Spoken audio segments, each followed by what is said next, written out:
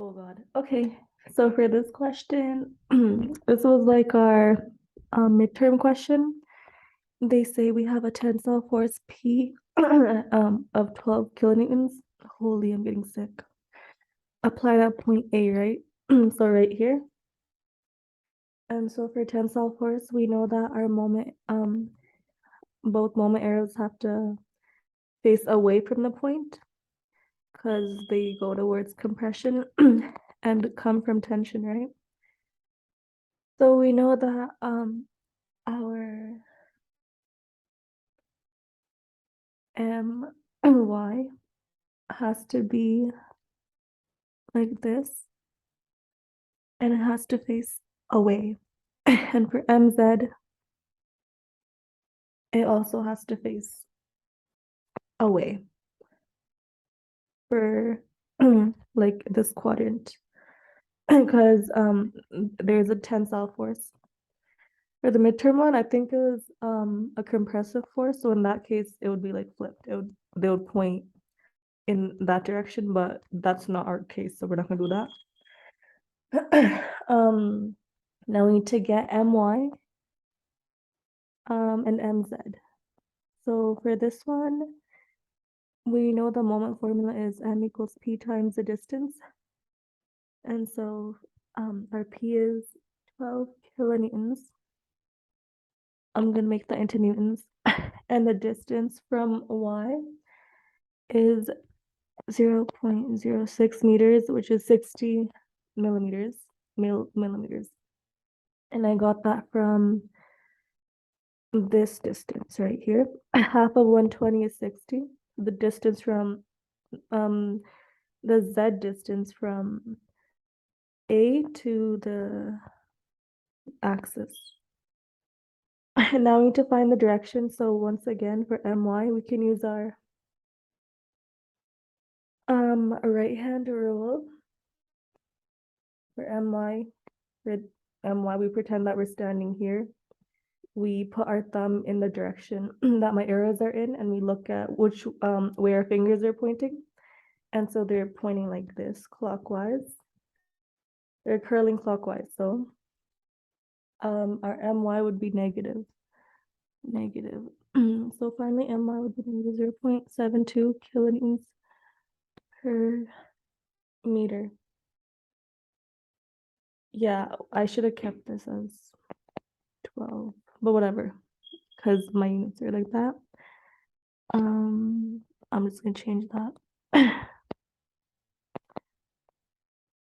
And for MZ, we also have 12, and now we use the, let me label this, MZ.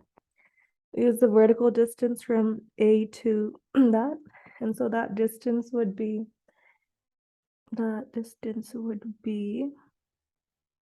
half of this. So 100 plus 100 plus 60 is 260 divided by 2, which is 130. This distance is 130. 130. So 130 millimeters, which is 0.130 meters.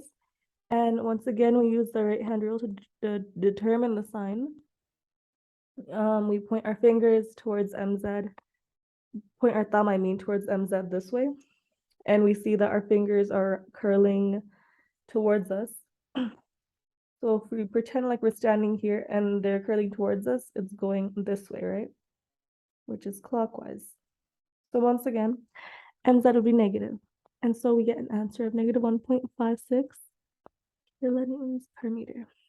So we have our directions for that figured out. I don't want to calculate IZ, IY. I'm gonna just copy what I have because he usually gives it to us anyway. So we have 340, 1.6 times 10 to the negative 6. Y equals 803.2 times 10 to the negative 6.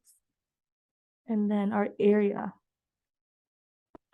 Just calculate the area of this whole thing because we need that for this one, because for this one we have a force. So we're gonna have PA in our equation, P over A. So 0.072 meters squared is what you get. And okay, for part A, they're asking for the intersection with the Y and Z axis, right? So we use the equation for the principal axis, the one that I said before, which is pretty simple. P over A plus my over my times z times iy plus mz times y over iz.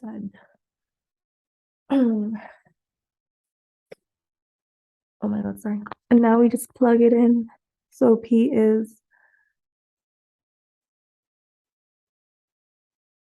1200, 12, I'm just gonna put 12 because everything's in kilograms. 12, 0.072 plus my negative 0.72. Z just stays because we're making an equation. We don't have Z yet. 803.2. And then mz is negative 1.56 times y over 341.6 times 10 to negative 6. That's our equation, right? And we can simplify that, like the fractions and everything. And then we get this. 67, 3.896.4 Z, 3.4566, 7Y. Okay, we have our equation for that. We know what we need. And they're asking for axis, right? Axes. So we have to use the points y equals 0 and z equals 0. Like we don't need to find out any weird negative numbers or anything. We just use these two, so it's straightforward. And so first, let's do intersection of z-axis with our neutral axis. And for this, we have y equals 0, right? So we just put it in. Yeah, and also when we're doing it, when we're equating it, this thing, it becomes equal to 0. Like the other question too, whenever you find this stuff, you just equate it to 0 and isolate for what you need. Okay, so let's just put in 0 equals 166.167 equal 896.4 z. Take away 0 because y equals 0, right? So that becomes that, and then we get z equals 0.1859 to intersection of y-axis with the neutral axis. And so for this one, we equate z to 0. So we have 0 equals 166.67. Take away 0, take away 4566.7y. This became 0 here. And then we get y equals 0.0365. And so those are our equations. That was easy because we just made it 0. And then now for the second part, we need to find the maximum force, and that can be applied if the maximum allowable tensile stress is 2 megapascals. So we have part B, and okay, for this, we need to know where the max tension occurs. And so it occurs like, like the corner furthest away in the tension area. So this, oh God, this, and then this. For MYMZ, this has the most tension. Our moment arrows point away from, tension to compression, right? So we have that. So it occurs right here. I'm gonna give that point T. Give that a name of point T.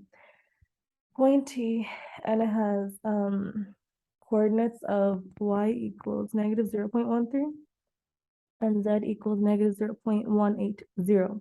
So 130 millimeters and 180 millimeters. I'll tell you how I got that.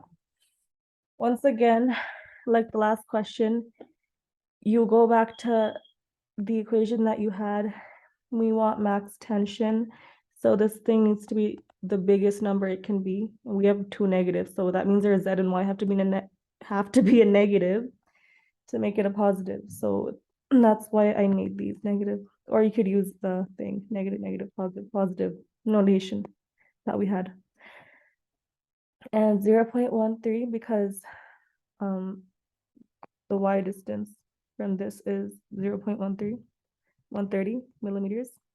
And here to here is 180 millimeters. So 360 divided by 2. So you got 180. That's how I got that. And okay, we need to put it in this equation, right? So we have, I'm just gonna rewrite it, plus MYZ IY IZ. But now we can't put in the MY that we had. We can't put these values in for MY and MZ. We're trying to find the max P, so we have to like solve for P again. So MY becomes 0.06 P and MZ becomes 0.13 P because we just use the distance and we're trying to find out the P.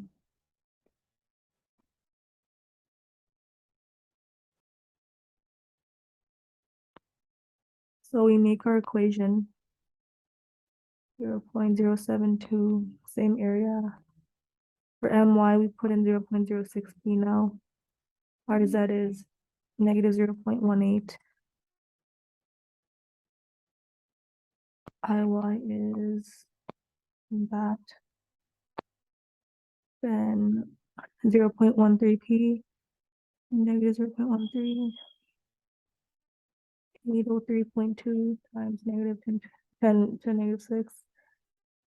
Then when we isolate for P, we get 26.04 kilonewtons.